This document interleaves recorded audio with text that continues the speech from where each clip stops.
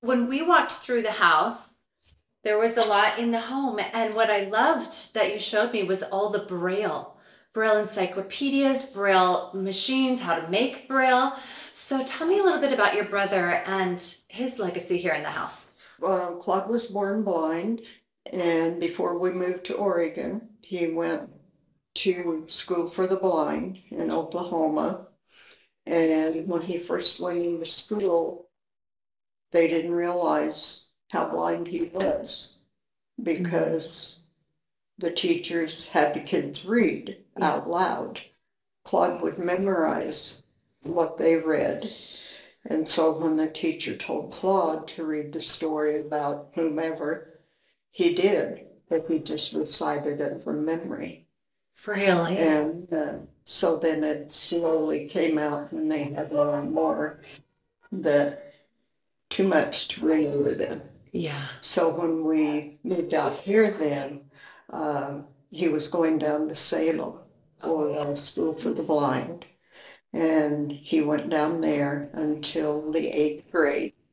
And then they were transitioning some blind students from there to public schools. So he went to Sunnyside School, which is just about 6 or 8 blocks. And oh my, what, 1, 2, 3, 4, 5, 5 of us kids went to that school. And then from there, he did just really, really good. And then he went on to Washington High School. Okay. And I followed him, and they wanted to know if I was adopted because he was National Honor Society. Oh my goodness. Senior class president. He couldn't have a guide dog because he was too independent. And he had to wait on a dog and he couldn't. Yeah. And so he did just great and made some really, really good friends there and was very active in school. And then from there, he went down to Willamette University. Okay. And then he was here. My dad was still living. And so Claude was living here with my dad. And all of us kids agreed that if anything happened to Papa, that it was Claude's.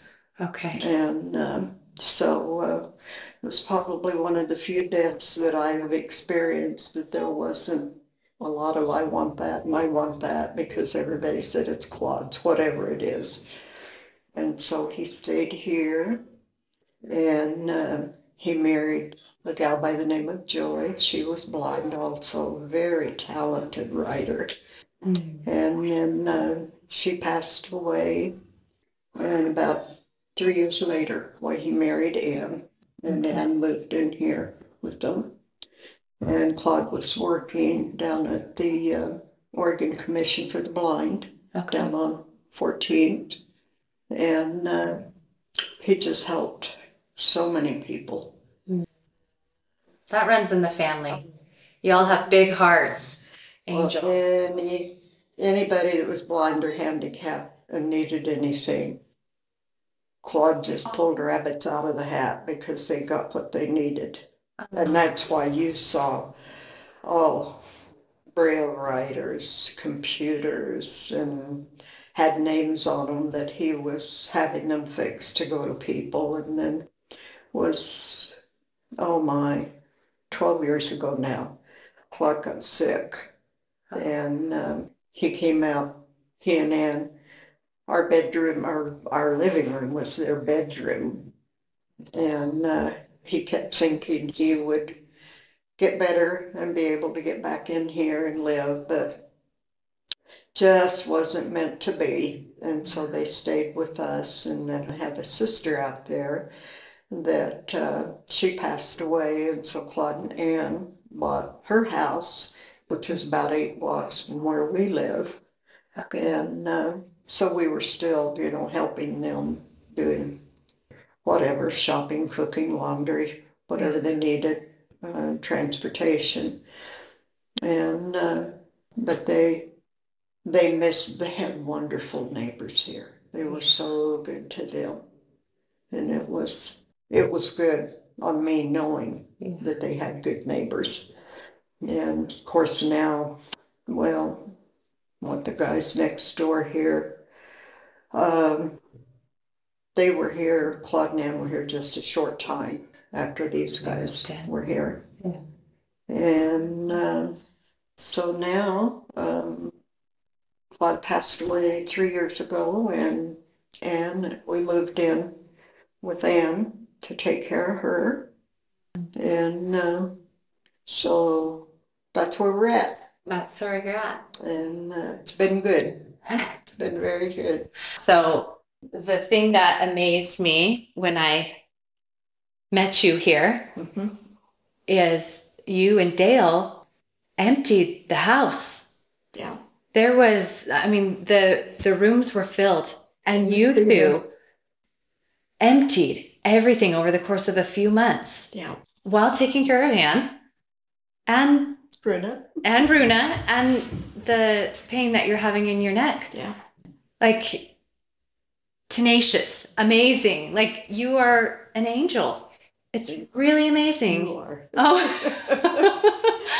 God put you in our life. Well, I feel the same.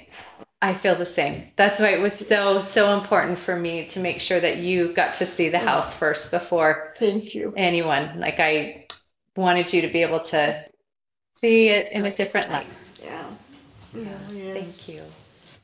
Appreciate it. Yeah, I appreciate what you guys have done for it. Really. Oh, it's been a joy. It's just been a joy. And I feel like Claude would be happy to see how it would have been happy. Have it done. If these walls could talk.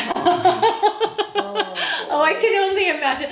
I feel like they actually kind of did at some points. The crews that were working on it, they just felt like there was just such a special energy here. It was really, really wonderful. Yeah, I can still hear my mom and dad walking through here. But, it was good. Well, thank you. It's good. Now somebody else gets to continue that legacy of love. Enjoy it. Yep. Yeah.